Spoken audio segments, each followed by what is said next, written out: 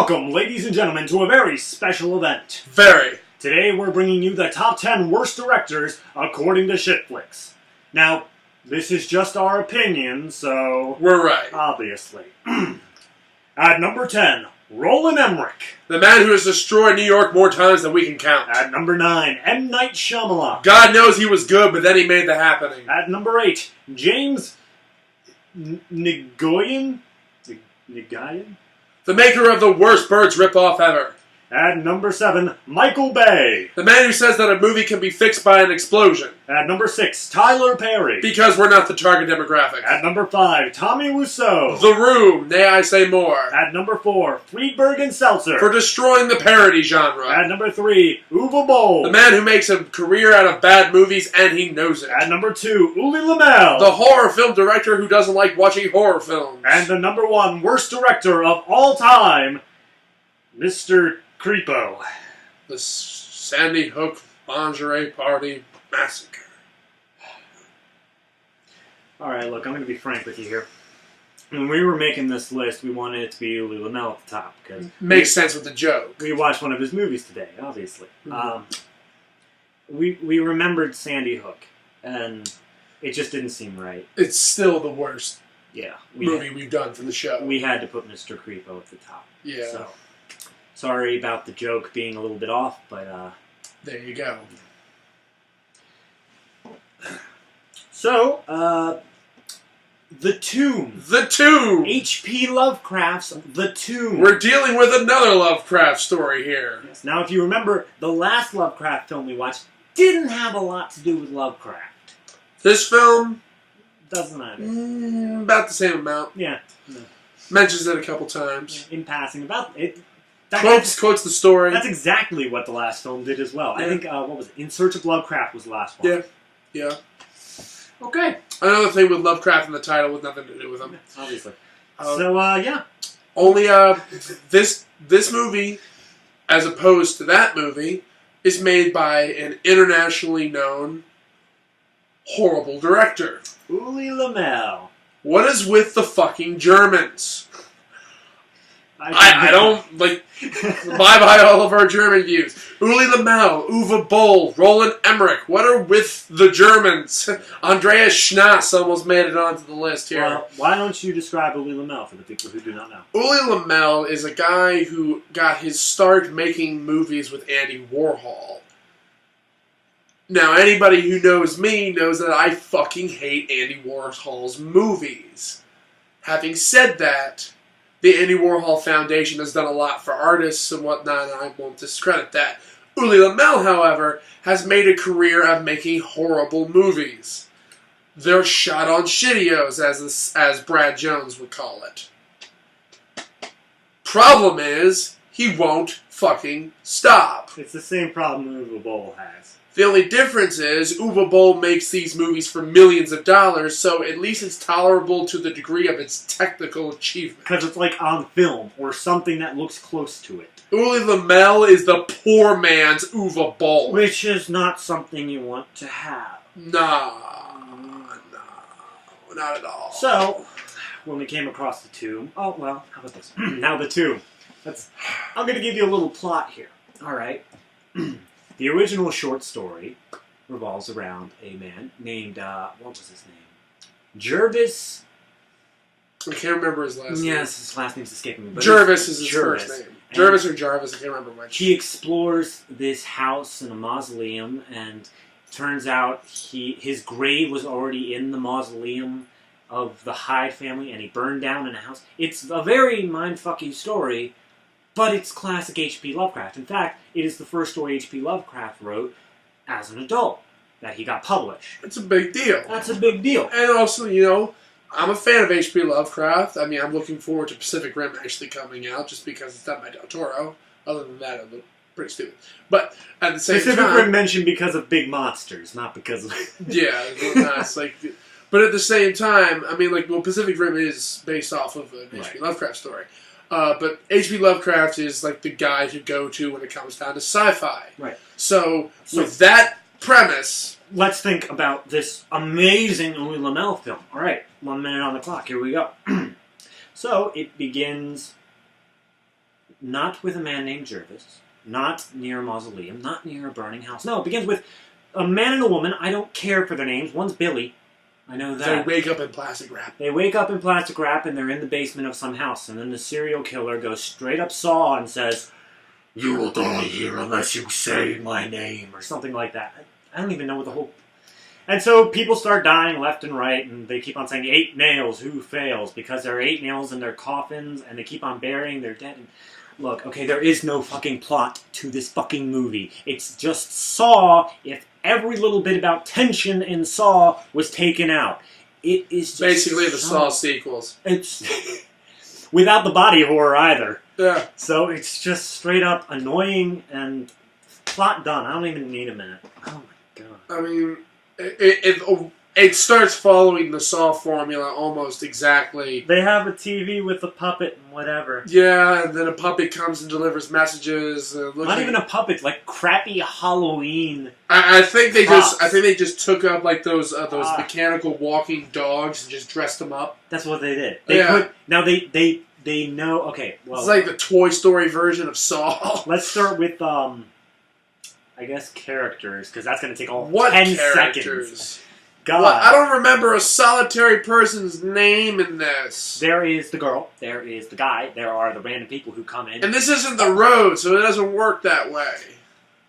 Here's a way you know your movie is successful. Alright? It's going to be great. You introduce a character.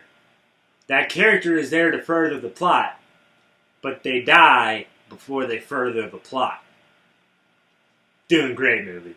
You're doing great. And not just one character, 3. I thought it was more than that. Was it more? There was the Asian girl, there was the Spanish girl, there was Mr. Exposition who seemed to know everything. There was the first guy who we couldn't understand at all, and then there was that one other girl. So at least 5. So 5. I'm probably forgetting some still. Well, I think it was 5. 5 makes sense. So 5. 5. Not counting our 2 main characters. They also die like within like the first 20 seconds of them being on screen. Except for one who tries to rape the girl, but then in a hilarious scene, he's pulled away and says, "Come on! You could have at least let me in her pants."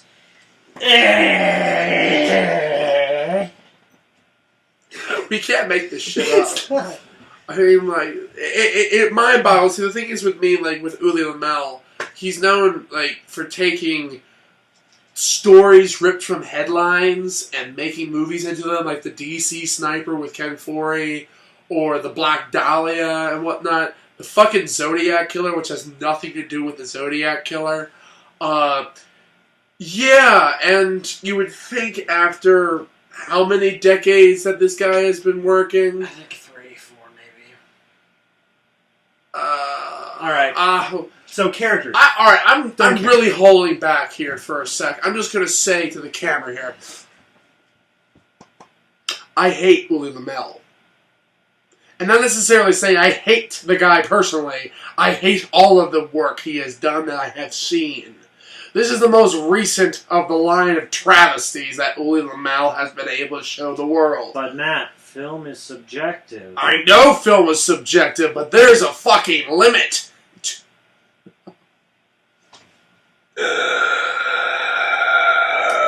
Alright, so characters out of the way. We'll move on to... I guess the setting's really the best place. They're all trapped in a basement throughout the entire thing, save for flashbacks and the last 10 minutes. It's probably Ulli Lommel's basement. Yeah. It's just like fucking... It's like a warehouse, pretty much. with candles everywhere. Yeah. Now, okay, the whole thing is... And you can tell it's always shot in like one corner of the warehouse. The thing is, they're trapped in this basement. Trapped.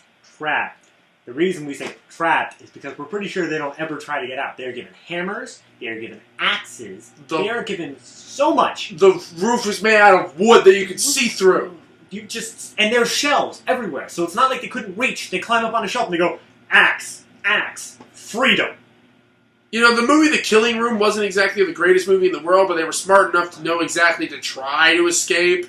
These people make the Saw movies look fucking intelligent. Yeah. Alright, so, one thing with this setting. Like, one of the first shots, when they're getting out of these plastic bags, because for some reason they're in plastic bags, they're shown this shelf. There's this big old shelf, and we called it the stereotype shelf. Because there's, like, the most stereotypical scary movie stuff on this shelf. Everything. There's a skull, there's, like, 45 pentagrams. Masks. There are masks, there are little ceramic dolls painted to look creepy. There's, like, a demonic I think there's incense. I think they had incense burning. Got candles and shit. It was like, oh my god, it's like, oh, a Ouija board was on there. A Ouija board, yeah. I think there was like a dagger or something like that on it. Oh yeah, and half the weapons in this were obviously fake kids' toys. Not even, like, you would think like, obvious, like, sometimes you can tell that they just painted over the orange tip on the gun or something. Yeah. This is like... plastic axe that you get at a dollar store. They don't even try to hide it. They don't give a fuck. Paint over anything. Like, the whole thing shines and whatnot. Like, just, no. It's so... Okay, alright. Alright, one, lighting is awful. I can't see what the hell is going on half the time. That's besides the editing. Oh my... Well, hold on. Let's stick to more of the setting stuff as we can. We'll get to editing in a second. Trust me, we'll get to that. These people also apparently are weak and injured enough that they have to crawl around at the same time. In some scenes, they are able to get up on their feet very quickly. There's no continuity. Hold up. I want to continue on that. Okay, so they've been beaten and bruised and taken here. Wherever here is. They're in the Makeup keeps changing. Thing. And they're limping around for like the first, 5 minutes straight. Like, not even getting up onto their knees. They're like, Girl just literally drags her feet. Just also unwrapping people as they come across them. Then they notice the guy's on an upper shelf, so then they stand. Like, no problems. No biggie. Like, whatever. Legs are fine. And then when they go back to limping. Yeah, then they go back to just like dragging on the ground. I'm like... Then over the course of the film, they got better. Like, they weren't limping as much. I think it's just probably because he just forgot. Yeah, they were probably like, okay, we need you guys to actually move around, so, Oh, they won't care. The audience won't care. No. Yeah, as he said, the makeup was changing. It's all blood makeup. Which is fine. Like, I understand that you can't get everything perfect every single time, depending on how long you're working on the film. But it changed a lot. It changed drastically. Also, the amount went from like little to a lot to little to little. Okay. I think there was a couple shots where they literally forgot to put the makeup on them. The lighting, it's supposed to be in a dark, danky basement, which is fine, whatever. It's supposed to be there. But you can find ways to light a dark and danky basement besides candlelight. They did it all by candlelight. I mean, if you're gonna do a scene completely shot by candlelight, it better be in fucking Barry Lyndon, and it better be amazing, or else I don't want to see it. God, it was. I mean, there were industrial lights at some points because, trust me, you could. They need the close-ups. They need the close-up shots and whatnot. It's like. Yeah, that's about as close as it got. They were really up. And it was shaking like that, too. It was like, oh my god! This is high tension, right, guys? This is really high tension! Oh, be upset! We'll move from setting right into background stuff, that's editing and whatever, because I want to just say, camera shadow. Camera shadow.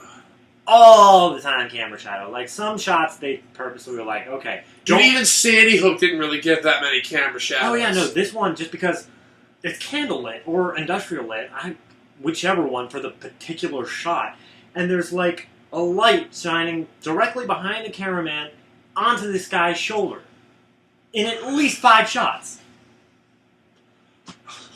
Also, when it comes down to the editing, they reuse shots over and over and over and over and over and over and over and over. No, wait, 2 more. And over and over. Yeah. It was quite. It was really bad. And all right. I will say one thing. There are some great movies in history who have used multiple shots for montage editing. Let's see. Pi, Requiem for a Dream, Casino. These movies have reused shots later in the movie and almost in the same fashion to illustrate something. And I get that. And also, if you're running out of money and you only have a certain amount of stuff to use, I get that. I understand that. Especially from a filmmaker's point of view, I get being economic. This is just fucking lazy. If you're shooting on video. No. If you don't start with enough money that you have to reuse the same clips for half of your movie, then you shouldn't be making a movie yet. You should raise more money. Yeah. Aronofsky and Scorsese used it only in select montage sequences. This movie uses it half the time there's anything going on screen. Then again, I'm not so sure they reuse shots. I'm pretty sure that the director was like, you know, it was a good shot. That one we did like 4 shots ago. Let's do that again. Let's shoot it again. The exact same way. Add a little bit more blood on the fingers. So yeah, it wasn't exactly good. After that, let's go to sound editing. Sound editing. Alright, so this guy, he's a serial killer. And this guy's a serial killer, or whatever he is. And, we gotta get into the reasons he kills. Remind me of that. Oh, God. This guy's a serial killer. And he's speaking over in typical, like, Saw fashion, except not through a tape recorder, but he's like, you have to find out, blah, blah, blah. It's like always his name. He's just sitting there going, what's my name? What's my name? What's my name? I kept joking about that the whole time. It's like every single time he keeps saying that, it's like, what's my name, bitch? What's my name, bitch? Yeah. And, you laughed, you do not deny it.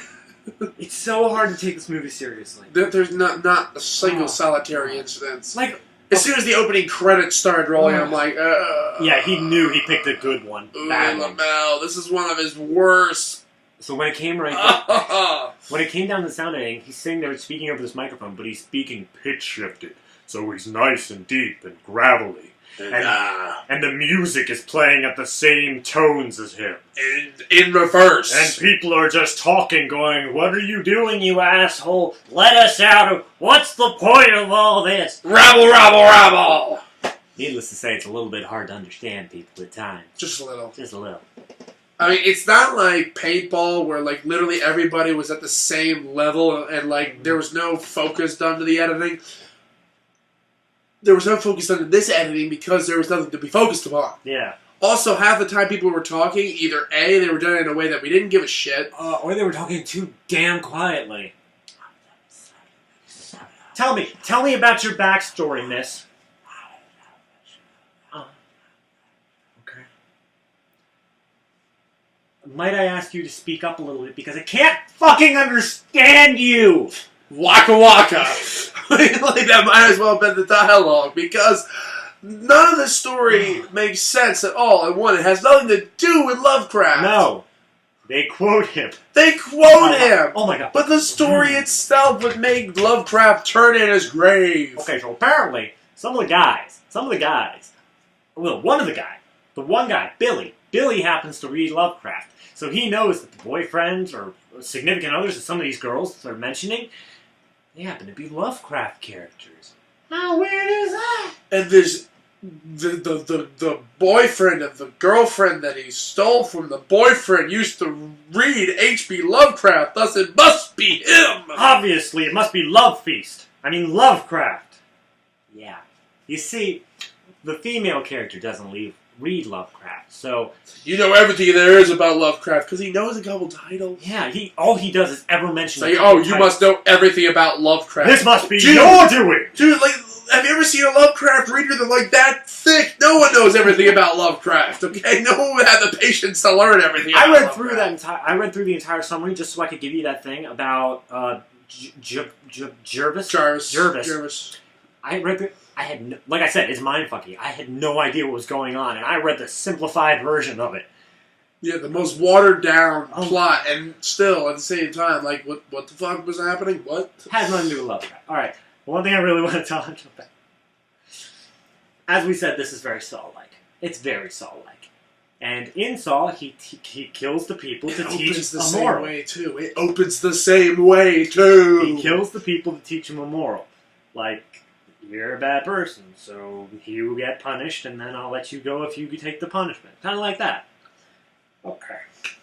This person punishes them too. But he only punishes the people who have personally wronged this guy. He punishes a used car dealer for giving him a lemon, which is a bad car. He punishes a bank manager for denying him a loan. He punishes the man because he stole her girlfriend. He stole his girlfriend. That's it.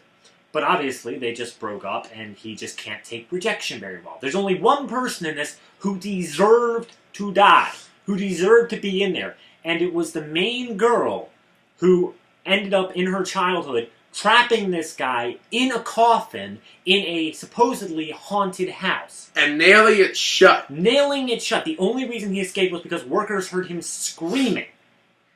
She deserves to die. Guess who lives through the movie? Yeah, she does live through the movie, and to be honest, we don't know what happens at the end. Throughout the entire movie, there's this thing. There's this thing that keeps happening. It's a random cutaway gag, almost. I think it was a part of Family Guy at one point. It's this masked guy on a horse in a cloak who just rides around, and then cut to him, cut away from him. Repeat that about 7 times, and then you reach the end of the movie. He hasn't been explained yet. He hasn't been mentioned yet. So, at the end of the movie, she escapes. She's given a car and some money and a book of, what else? Lovecraft stories. The Tomb. Ah! Crazy. It's handwritten, too. So, yeah, he handwrites all this stuff for some It was obviously written with, like, permanent marker and shit like that. Whatever. Like, the title wasn't even centered. It was, like, off the side. I mean, like, just, Here at ShitFlix, we care about kerning. You know what? I care about it, because, god damn it, I have some standards. Alright, so she gets to this hotel room, she starts reading the book, and then all of a sudden, the murderer guy busts in through the door. Oh god, he's here to kill her, right? No. No. Know what he says? Know what he fucking says? This is when, literally, if the movie had us at all, at any degree, it lost us. Yeah. It's like, he comes and is like, you either let me have sex with you, You can keep the car, the money, and the book. or you don't have sex with me, and I take the car, the money, and the book, and leave you here. And so she says, leave. She points to the door. He's like, really? Like, I'm really? like, what do you mean, really? And then he calls her a heartless bitch, just like when she was a child. Yes, maybe. But there's a difference between nearly killing someone and not fucking you. Also, he's responsible for the deaths of, like, 6 other people. Yeah, so that might be a reason why, she doesn't want to have sex with him. But he leaves, he takes the car. She's still covered in blood, by the way. He's got some kinks. He takes the car, takes the money, takes the book, he drives away. And then she's just sitting there like, oh god, it's over. You hear a horse ride up. She opens up the window. She looks out past the cactus, because there's a cactus. And she sees the horseman there. And he rides off into the sunset. And then the last scene where he busts in through the door and asks for sex repeats. with a different ending. It's like we got the DVD extras without paying for the DVD. How great is that? It was like Savages, but it sucked even more than that. So now he runs in, he says, you can either have sex with me and I don't take the car, the book, and the money, or you can not have sex with me and I take the car, the book, and the money. And then she points at the door and he's cuddled up and he's like, really? You still are a heartless bitch. And what does she do? She takes a lamp off the bedside table and bashes his head in. Even though it is subliminally shoot to a point at which he is fucking her. So maybe it was trying to be all deep right then. But guess what? It was way too deep. Guess what? Ulli Lommel, you're not deep. You're not deep. You're not deep. You're about as deep as a puddle of water. You're not even that deep. Well, You're a thin film of surface left on the counter after inappropriately scrubbing it. Yeah.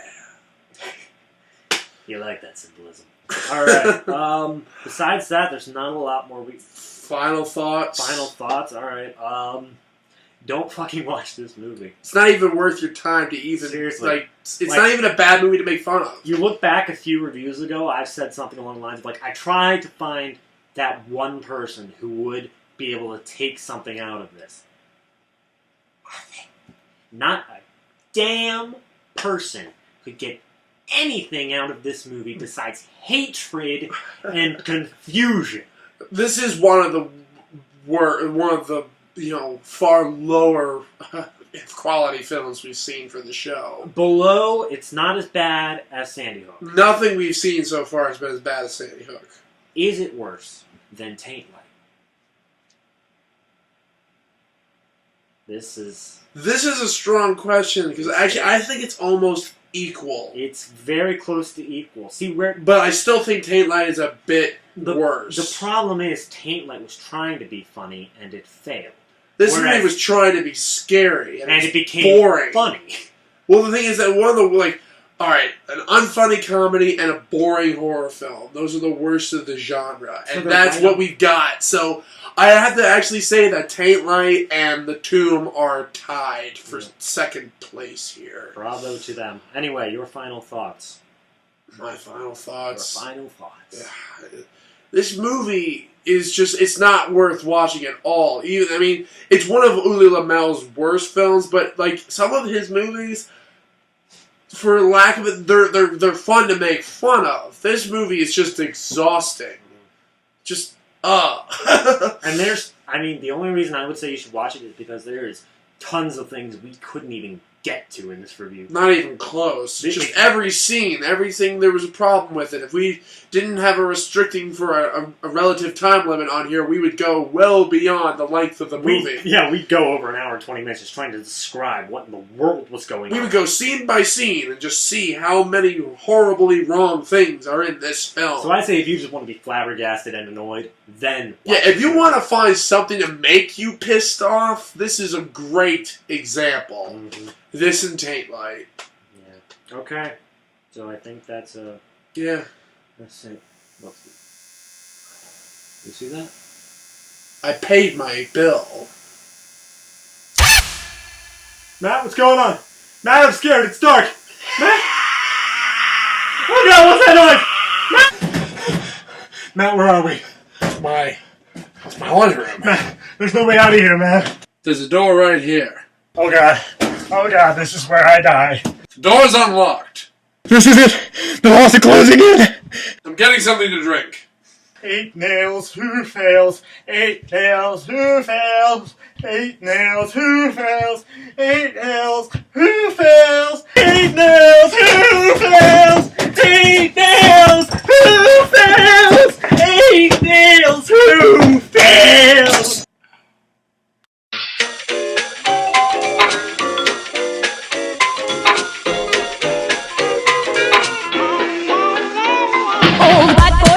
Some more, it's tricky.